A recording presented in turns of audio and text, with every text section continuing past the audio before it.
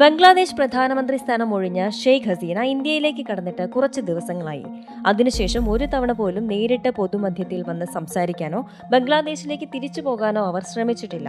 ബംഗ്ലാദേശ് പ്രധാനമന്ത്രി പദം രാജിവെച്ച് ഇന്ത്യയിലേക്ക് വരുന്നതിന് മുമ്പായി രാജ്യത്തെ അഭിസംബോധന ചെയ്ത് സംസാരിക്കാൻ ഷെയ്ഖ് ഹസീന തയ്യാറാക്കിയ പ്രസംഗം അന്ന് അവർക്ക് നടത്താൻ കഴിഞ്ഞില്ല. എന്നാൽ ഇപ്പോൾ പുറത്തുവരുന്ന റിപ്പോർട്ട് അനുസരിച്ച് ബംഗ്ലാദേശിൽ നടന്ന സംഭവങ്ങൾക്കെല്ലാം പിന്നിൽ അമേരിക്കയാണെന്ന് പ്രസംഗത്തിൽ ഹസീന കുറ്റപ്പെടുത്തിയെന്നാണ് വിവരം. ബംഗ്ലാദേശിൽ ഭരണമാറ്റം ഉണ്ടാകാനായി US ആസൂത്രിതമായ നീക്കം നടത്തിയെന്നാണ് ഹസീനയുടെ ആരോപണം. പ്രക്ഷോഭം ആളിക്കത്താതിരിക്കാൻ ഞാൻ രാജിവെക്കുന്നു. സെന്റ് മാർട്ടിൻ ദ്വീപിന്റെ പരമാധികാരം അടിയറ വെക്കുകയും ബംഗാൾ ഉൾക്കടലിനുമേൽ അധികാരം സ്ഥാപിക്കാൻ അമേരിക്കയെ അനുവദിക്കുകയും ചെയ്തിരുന്നെങ്കിൽ എനിക്ക് അധികാരത്തിൽ തുടരാൻ കഴിയുമായിരുന്നു എന്നാണ് ഹസീനയുടെ പ്രസ്താവന. പ്രസംഗത്തിന്റെ ഒരു ചെറിയ ഭാഗം മാധ്യമങ്ങളിൽ ചോർന്നാണ് ഈ വിവരം ലോകമറിയുന്നത്.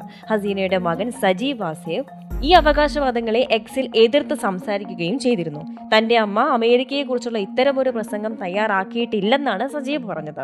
അതേസമയം ഷെയ്ഖ് ഹസീനയെ പുറത്താക്കിയതിൽ തങ്ങൾക്ക് പങ്കില്ലെന്ന് വൈറ്റ് ഹൌസും നിഷേധിച്ചു. US ഇടപെടലിനെ കുറിച്ചുള്ള ഹസീനയുടെ ആരോപണങ്ങൾ വെറും തെറ്റ് എന്ന് വിശേഷിപ്പിച്ച് US ഉദ്യോഗസ്ഥർ മുന്നോട്ട് വരികയും ചെയ്തു. ഹസീന ഇങ്ങനെ ഒരു ആരോപണം ഉന്നയിച്ചെങ്കിലും എന്താണ് അതിന് കാരണം? സെന്റ് മാർട്ടിൻസ് ദ്വീപ് ഏറ്റെടുക്കുന്നതിൽ നിന്ന് US-ന് എന്ത് നേട്ടമാണ് ഉണ്ടാവുക? ബംഗാൾ ഉൾക്കടലിന്റെ വടക്കുകിഴക്കൻ ഭാഗത്ത് സ്ഥിതി ചെയ്യുന്ന 3 ചതുരശ്ര കിലോമീറ്റർ വിസ്തൃതിയുള്ള സെന്റ് മാർട്ടിനസ് ദ്വീപ് അപ്രതീക്ഷിതമായി ബംഗ്ലാദേശിലെ നിലവിലെ രാഷ്ട്രീയ പ്രക്ഷുബ്ധതയുടെ കേന്ദ്ര ബിന്ദുവായി മാറിക്കഴിഞ്ഞു.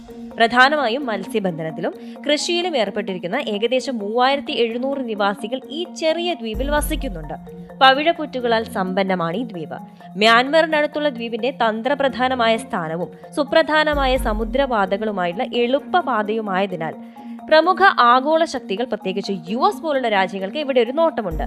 ബംഗ്ലാദേശ് മുൻ പ്രധാനമന്ത്രി ഖാലിദ സിയയുടെ നേതൃത്വത്തിലുള്ള ബംഗ്ലാദേശ് നാഷണലിസ്റ്റ് പാർട്ടി സൈനിക താവളം നിർമ്മിക്കുന്നതിനായി അമേരിക്കയ്ക്ക് വിൽക്കാൻ പദ്ധതിയിട്ടെന്ന ആരോപണത്തെ തുടർന്ന് അടുത്തിടെ ഈ ദ്വീപ് ശ്രദ്ധ നേടിയിരുന്നു.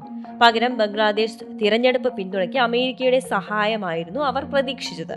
എന്നിരുന്നാലും US സ്റ്റേറ്റ് ഡിപ്പാർട്ട്മെന്റ് ഈ അവകാശവാദങ്ങളെ തള്ളിക്കളഞ്ഞു.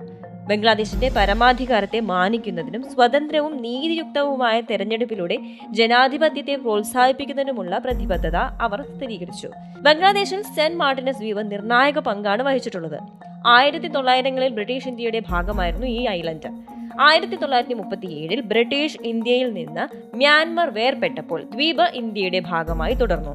1947-ലെ വിഭജനത്തെ തുടർന്ന് ഇത് പാകിസ്ഥാന്റെ നിയന്ത്രണത്തിലാവുകയും പിന്നീട് 1971-ലെ വിമോചന യുദ്ധത്തിന് ശേഷം ബംഗ്ലാദേശിന്റെ ഭാഗമായി മാറുകയും ചെയ്തു. 1974-ൽ ബംഗ്ലാദേശും മ്യാൻമറും ഒരു കരാറിലെത്തി ദ്വീപ് ബംഗ്ലാദേശ് പ്രദേശമാണെന്ന് സ്ഥിരീകരിക്കുകയും ചെയ്തു. ബംഗ്ലാദേശിന്റെ ഭാഗമായി അംഗീകരിച്ചിട്ടും പ്രശ്നങ്ങൾ അന്നും നിലനിന്നിരുന്നു. സെന്റ് മാർട്ടിൻസ് ദ്വീപ് ബംഗ്ലാദേശിന്റെ രാഷ്ട്രീയത്തിൽ പ്രധാന പങ്ക് തന്നെയാണ് വഹിച്ചിട്ടുള്ളത്. ബംഗാൾ ഉൾക്കടലിനോട് ചേർന്നുള്ള അതിന്റെ തന്ത്രപ്രധാനമായ സ്ഥലവും മ്യാൻമറുമായുള്ള സമുദ്ര അതിർത്തിയും US-നെയും ചൈനയെയും ആകർഷിച്ചിരുന്നു. BNPയുടെ തെരഞ്ഞെടുപ്പ് വിജയത്തിന് പകരമായി സെന്റ് മാർട്ടിൻസ് ദ്വീപ് സൈനിക താവളം നിർമ്മിക്കാൻ ലക്ഷ്യമിടുന്നതായി കഴിഞ്ഞ വർഷം ജൂണിൽ പ്രധാനമന്ത്രി ഷെയ്ഖ് ഹസീന ആരോപിച്ചിരുന്നു. BNP അധികാരത്തിൽ വന്നാൽ US-ന് വിൽക്കുമെന്ന് അവർ അവകാശപ്പെടുകയും ചെയ്തു. താൻ അധികാരത്തിൽ വന്നാൽ അത് നടപ്പിലാക്കില്ലെന്നായിരുന്നു ഹസീനയുടെ ഭാഗം. എന്നാൽ ഈ അവകാശവാദങ്ങളെല്ലാം US അപ്പാടെ തള്ളിക്കളയുകയാണ് ചെയ്തത്.